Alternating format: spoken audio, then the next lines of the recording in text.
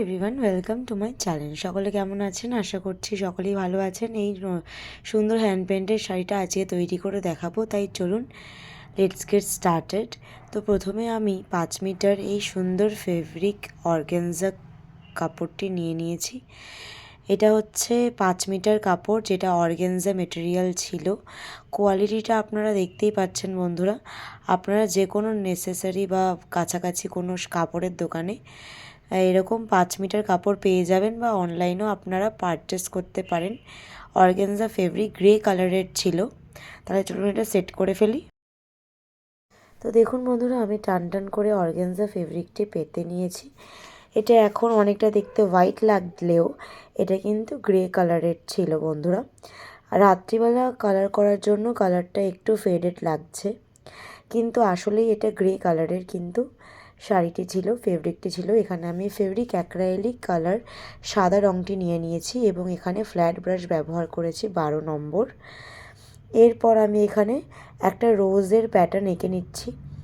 ডিজাইনটা আপনারা খুব সহজেই কিন্তু দেখলে বুঝতেই পারবেন। খুব ইজিলি একটা রোজ কিভাবে পেন্ট করা যায় সেটাই আমি এখানে দেখিয়েছি। খুব হালকা হাতে এইভাবে রোজের পাপড়িগুলো আমি এঁকে নিচ্ছি। এখানে আমি ফ্লাওয়ারের সাইজটা একটু বড় বড় রেখেছি। আপনারা চাইলে আপনারা ছোট ব্রাশ দিয়ে কিন্তু ফ্লাওয়ারের সাইজ ছোট করতে পারেন, বা আপনাদের পছন্দ মতো শেপের তৈরি করতে পারেন। তো দেখুন বন্ধুরা, কথা বলতে বলতে রোজের যে স্ট্রাকচারটা সেটা তৈরি হয়ে গেছে। আমি এখানে ফ্রি হ্যান্ড আঁকতেই পছন্দ করি। আপনারা চাইলে আগে একবার পেন্সিল দিয়ে এঁকে নিতে পারেন, বা কোনো খাতাতে আগে রাফ এঁকে নিয়ে তারপর ডাইরেক্টলি শাড়িতে পেন্টিংটা করতে পারেন। শাড়িটা আমি জামাকাপড়ের ক্লিপ দিয়ে দুপাশে চেয়ার দিয়ে আটকে নিয়েছি। আপনারা যদি এইভাবে আমার মেথড ইউজ করেন তাহলে আপনাদের ফ্রেম লাগবে না। ইজিলি আপনারা বাড়িতে থাকা চেয়ারের সাথে জামাকাপড়ের ক্লিপ দিয়ে কিন্তু ইজিলি একটা ফ্রেম তৈরি করে ফেলতে পারেন। কিন্তু এক্ষেত্রে কিন্তু ফ্যান চালানো যাবে না। কোনো রকম হাওয়া থাকলে কাপড়টি কিন্তু প্রচুর ভাইব্রেট করবে, সেক্ষেত্রে কিন্তু পেন্ট করা খুবই ডিফিকাল্ট হয়ে যাবে। তো বন্ধুরা, এইভাবে আপনারা গোলাপ ফুলগুলো এঁকে নিতে পারেন। আমি এটা পাড়ের দিকে পেন্টিংটা দেখাচ্ছি। শাড়ির পাড় অনুযায়ী আমি এরকম তিনটে ফ্লাওয়ার এঁকেছি, এবং ফ্লাওয়ারের সাথে সাথে বা রোজের সাথে সাথে কিছু কুড়ি অ্যাড করব। তো খুবই হালকা হাতে একই রকম পেটালস মানে পাপড়ি দিয়ে দিয়ে কিন্তু আমি এখানে ফুলগুলো আঁকছি বন্ধুরা। খুবই সিম্পল একটা ডিজাইন। আপনারা চাইলে এটা কিন্তু খুবই অবশ্যই নিজেরা বাড়িতে চেষ্টা করতে পারেন। যারা আমার ভিডিও দেখেন তাদেরকে সকলকেই বলবো যে আপনারা বাড়িতে চেষ্টা করুন, অবশ্যই পারবেন। আমি নতুন নতুন ভিডিও আমার চ্যানেলে নিয়ে আসি যাতে আপনারা ট্রাই করেন, আপনারা বাড়িতে তৈরি করতে পারেন আমার ভিডিও দেখে। দেখুন আমি কুড়িগুলো এইভাবে এঁকে নিচ্ছি খুবই সিম্পলি। আচ্ছা, এখানে হোয়াইট কালারের রোজ করেছি, কারণ গ্রে কালারের শাড়িতে হোয়াইট কালারের রোজ কিন্তু দুর্দান্ত একটা কম্বিনেশন হতে চলেছে। আপনারাই বলুন বন্ধুরা, ডিজাইনটা কেমন লাগছে আপনাদের, এবং শাড়িতে এই কালারটা কেমনভাবে ফুটে উঠছে আপনারাই বলুন।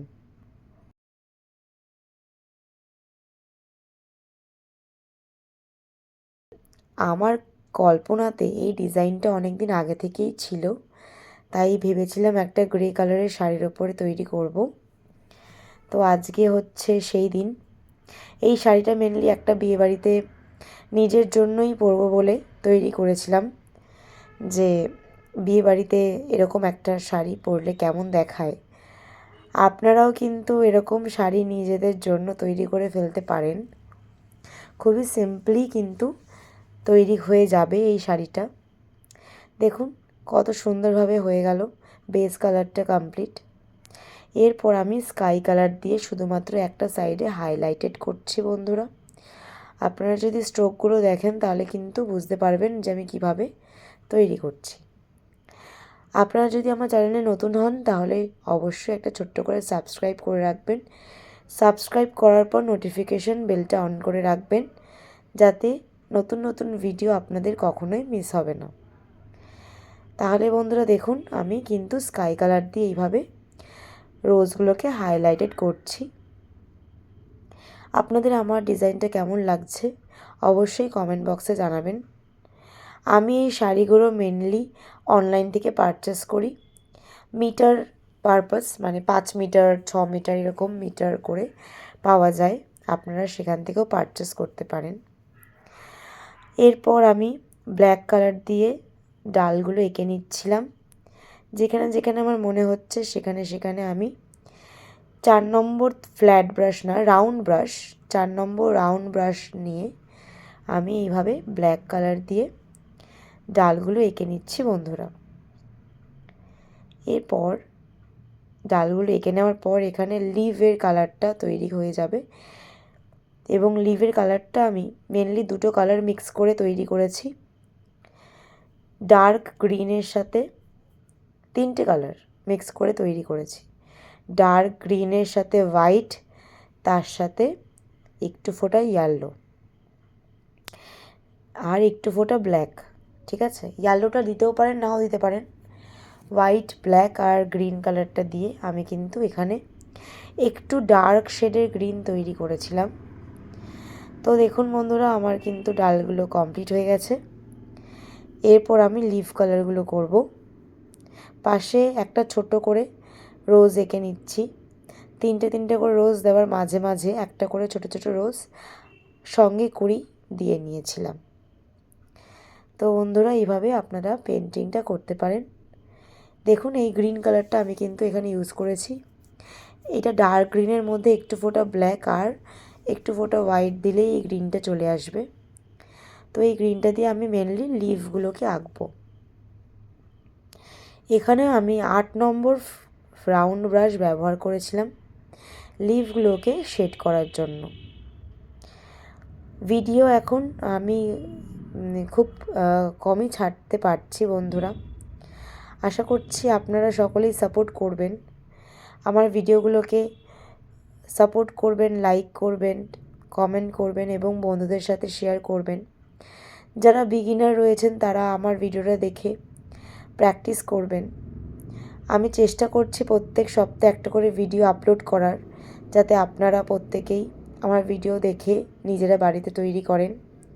এরকম হ্যান্ড পেন্টেড ভিডিও আরও দেখতে অবশ্যই আমার চ্যানেলটিকে কিন্তু একটা ছোট্ট করে লাইক, কমেন্ট এবং শেয়ার করে ফেলবেন। তো বন্ধুরা এর মধ্যে হোয়াইট কালারের মধ্যে বেস কালার করার পর আপনারা কিন্তু স্কাই কালারটা করলে আরও বেশি কিন্তু রোজটা হাইলাইটেড হবে। এই যে পেন্টিংটা করার পর অবশ্যই এটা 2 দিন সূর্যের আলোতে রোদে শুকিয়ে নিতে হবে। তারপর উল্টো সাইড দিয়ে আয়রনিং করে নিতে হবে, এবং আয়রনিং করার পর 7 দিন ওয়াশ করা যাবে না। তারপর আপনারা ওয়াশ করতে পারেন। ইজি দিয়ে ওয়াশ করবেন, হালকা হাতে, কোনোভাবেই যেন ডিটারজেন্ট দিয়ে বা ঘষাঘষি করে কিন্তু ওয়াশ করবেন না। যেহেতু হ্যান্ড পেন্টেড খুবই সূক্ষ্ম কাজ, তাই এটা রাফ ইউজের জন্য নয়। এই শাড়ি বা কুর্তিগুলো খুবই শৌখিন কাজ রয়েছে, এগুলো আপনারা খুবই স্পেশাল অকেশনে পারপাসে এগুলো ইউজ করতে পারেন, ডেলি ইউজের জন্য কিন্তু এইগুলো নয়। তাই আপনারা হালকা হাতে এগুলো ওয়াশ করবেন, তাহলে এই পেন্টিংগুলো অনেক দিন টিকবে। আমি নিজে অনেকগুলো শাড়ি ইউজ করছি, আমার কোনো অসুবিধা হচ্ছে না এবং কোনো রং কিন্তু উঠছে না। দেখুন অলমোস্ট পুরো শাড়িটা কমপ্লিট হয়ে গেছে। আঁচলের পোর্শনটা আপনাদেরকে দেখিয়ে দিলাম, এই যে আঁচলের পোর্শন, আর এরপর পুরো কুচির পোর্শন জুড়ে এরকম, এবং বুকের কাছটাতে এরকমভাবে পুরো ডিজাইনটা অল ওভার চলে গেছে। ডিজাইনটা খুবই সিম্পল ছিল, আশা করছি সকলেরই ভালো লাগবে, আপনারা সকলেই প্র্যাকটিস করবেন। এখনও কাজ শেষ হয়নি, এরপরে একটু গ্লিটার দেব। এখানে আমি সিলভার কালারের গ্লিটার ব্যবহার করছি এবং প্যাটার্নটা দেখে নিন। এইভাবে আমি কিন্তু হাইলাইটেড করে নিচ্ছি। যেহেতু এটা পার্টি ওয়্যারের পরবো ভেবেছিলাম একটা পার্টিতে, তাই একটু শাইনি করার জন্য আমি এখানে গ্লিটার ইউজ করেছি বন্ধুরা। ফার্স্ট টাইম তো দুর্দান্ত রিভিউ মানে দুর্দান্ত রেজাল্ট এসেছে। আমি খুব খুব খুব বেশি স্যাটিসফাইড ছিলাম এই পেন্টিংটা করার পর, এবং শাড়িটা পরার জন্য প্রচুর বেশি উৎসুক ছিলাম। তো ডিজাইনটা এইভাবে আমি কমপ্লিট করলাম বন্ধুরা, এবং কুড়ির কাজটাতে এরকম একটা স্ট্রোক করে আমি দিয়ে দিয়েছিলাম। এই টিউবগুলো আমার মার্কেটে 25 টাকা করে পড়েছিল বন্ধুরা। আপনারাও কিন্তু এটা অ্যাভেলেবেল বই খাতার দোকানে পেয়ে যাবেন। তাহলে চলুন ফাইনাল লুকটা দেখে ফেলি। পার্টি ওয়্যারে আমাকে কেমন লাগছিলো আপনারাই বলবেন। ভালো লাগলে একটা ছোট্ট করে লাইক, কমেন্ট, শেয়ার করবেন। দেখা হচ্ছে নতুন ভিডিওতে। Thank you for watching.